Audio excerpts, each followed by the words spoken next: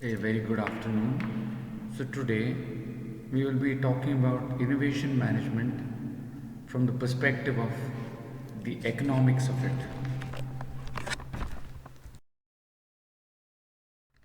So, what I want you to understand is let's quickly relook. Why do innovations fail? Please understand that there are two factors which lead to the demise of an innovation. Some are external to it and out of its influence of control. Some are internal to it and ultimately within its control. When you look at internal causes of innovation, you can look at the cultural infrastructure, and a lot of the times it's associated with the innovation process itself.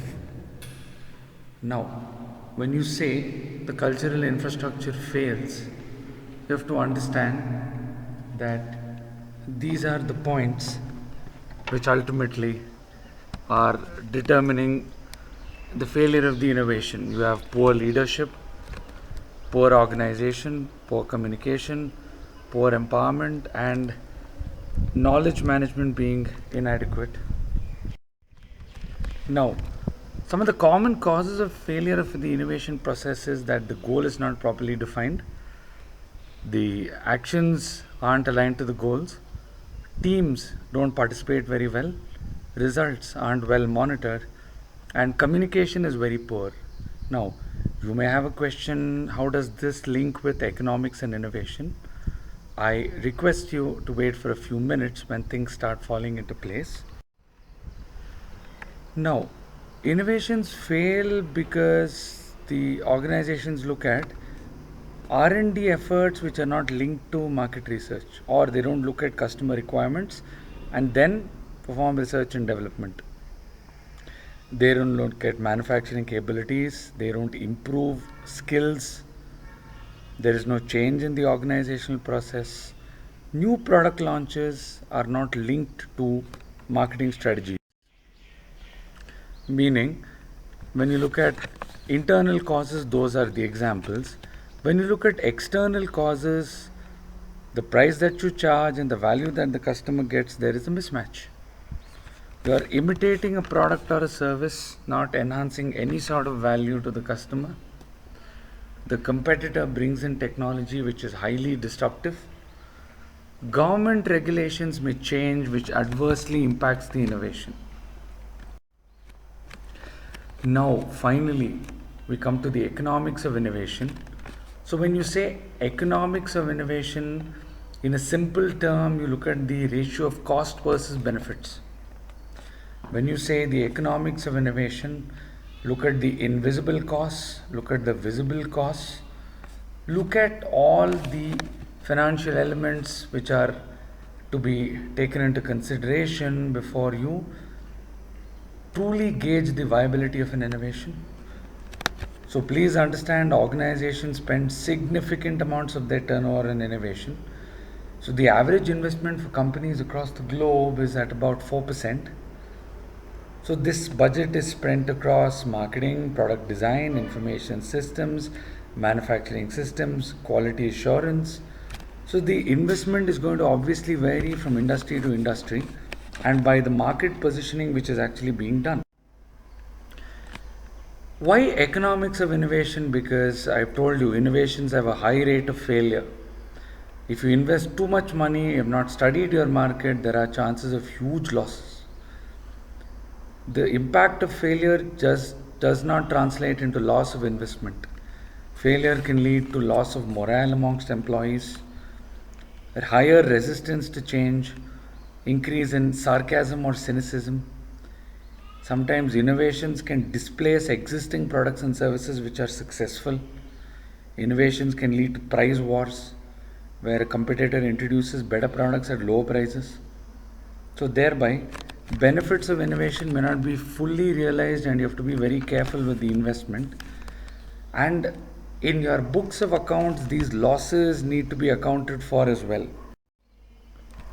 Thereby, innovation should drive growth, it should consequently improve shareholder value. Thereby, businesses use tools like the balanced scorecard approach, where you are balancing the costs involved versus the value delivered. You're looking at customers, you're looking at the benefits of the innovation.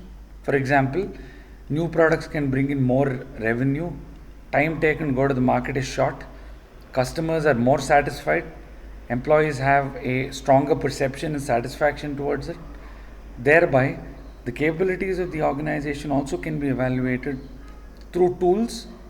See, here it says European Foundation for Quality Management. I'll take the simple TQM concept, total quality management. So, innovations are best pursued when the estimated benefits outweigh the estimated costs. Now, keeping economics in mind, how would one innovate?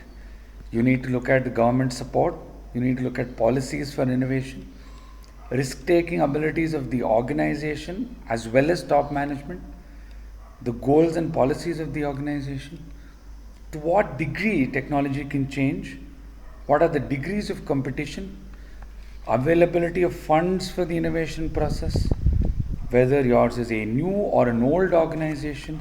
All these are economically relevant points under consideration. Now, there are different types of people when you look at innovation strategies from an economic perspective.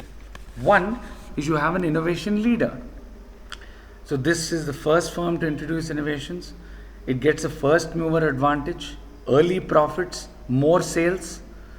So they focus on radical disruptive innovations. The second one is called an innovation follower, who's a little more cautious. They choose not to be first on innovations. They learn from the experiences of the innovation leader. They engage in low cost imitations, bring better products and services at lower prices. So here, this strategy is more incremental, more linear, and very gradual. Thereby, from an economic standpoint, you need to understand whether you have to be extremely competitive. So, competitive development of innovation is a question. At the same time, should you go for collaborative development of innovation is another thought process. Thereby, a firm is likely to change its innovation at some point of time. Anyone that's performing or pursuing a linear method of innovation can transform to radical or non-linear innovation by changing its strategy, doing more R&D, developing a portfolio of ideas, having high impact research, selecting targets, rapidly developing products and rapidly bringing them to market. Similarly, when someone is pursuing radical innovation and they want to transform to incremental innovation, what they can do is install people or individuals called organizational gatekeepers that prevent excess information or prevent excess leakage of valuable information. They have budgetary allocations over longer periods of time. They carry out more progress reviews and they have a greater degree of control. Now, an innovative organization should not be bureaucratic, they should not be red tapeism or file or pencil pushers. It should be well divided, units need to be differentiated. It facilitates something called creative chaos, and the guiding structure is extremely flexible. So here you are trying to motivate individual performers, non-technical performers into something called cross-functional teams. If you remember, we spoke about it. These types of organizations are thereby called adhocracy organizations. So what are the traits of an innovative organization? The top management needs to be committed and supportive. You need to manage it in light of corporate restructuring and senior management, which may change. Communication, very crucial. Planning and control. You need to have complementary skill sets which go along well together, and you use multifunctional or cross-functional teams as we've discussed. Thereby, if you do this, you develop a reward and incentive system, tolerate honest mistakes, allow some room for failure, get them enthusiastic in acquiring knowledge, willingness to alter activities. So when you say enterprise innovation or organizational level of innovation, one is science based. So these companies spend huge amounts of money on R&D. They set the pace and bring in new technology.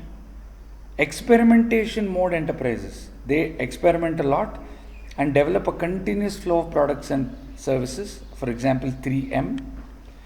Global cost leadership enterprises, they look at global processes, global systems, and are driven by high quality and low costs. The enterprises who are relying on IT and process adoption, they get new ideas from information technology or from other enterprises. Social innovation, who combines business and society, they plug gaps between the roles that governments play, philanthropists play. They try and solve societal problems, and they work in collaboration with the private sector. So thereby, as per the NRC, National Research Council, when you're trying to manage innovation from an economic perspective, you need to link it to engineering, science, management, which helps you plan, develop, and implement certain capabilities. These capabilities need to be economically sound. So there are 8 primary needs of an organization wherein you have an economic connect. 1, how to integrate technology into the overall strategic objectives of the organization. How to get in and out of technologies faster, more efficiently. Assessing and evaluating technologies.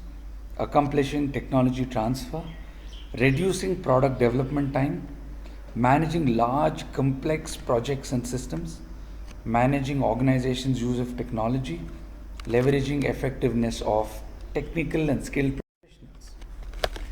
Thereby, if you are developing the organizational chart much more effectively, where it's a lot of informal communication based, there is openness to external information, plenty of resources, it is formalized, systematic, and productive. This is going to impact higher sales, and this is going to directly or sometimes indirectly impact the economy. But some challenges are companies don't take risk, they don't have adequate resources, they don't understand the external environment very well, difficulty in testing, difficulty in doing market surveys, difficulty in commercializing and marketing can be an economic challenge for the company. For the big organizations, what happens is the teams are bigger, sometimes it's centralized, sometimes it's decentralized, communication is highly formal, too many complex projects, efforts are duplicated, and going in the right direction may become a question mark. So thereby, for proper management of innovation from an economic standpoint, the likely failure should be quickly identified and screened out so as to not lead to a loss. Exceptional productivity is important because higher is the productivity, greater is the positive repercussion on the environment and the economy. All the individuals need to work together on a day-to-day basis to achieve high level of profitability, and the top management needs to be committed and supportive. Now, this can be done by having the right planning and control systems, respect individuals' initiatives and allow for personal growth, tolerate some honest mistakes and allow a bit of leeway for failure. So, innovation management based education should be aimed at both upper level and middle level managers, comprising of technical as well as non technical. If you build a unified and committed team which is multifunctional and cross functional, this should support the organization's culture of innovation, and this leads to consistent profitability time and time again. So, the in charge must be able to look at market needs, see business opportunities, look at the firm's technology, divide labor, communicate well, and ensure it's a success. So for this, what happens is you can have patents for the respective invention and the innovation registered with government bodies. Sometimes trade secrets which are known only to a particular company, which gives it a competitive edge over the others. Know-how, certain accumulation of knowledge which you get through trial and error.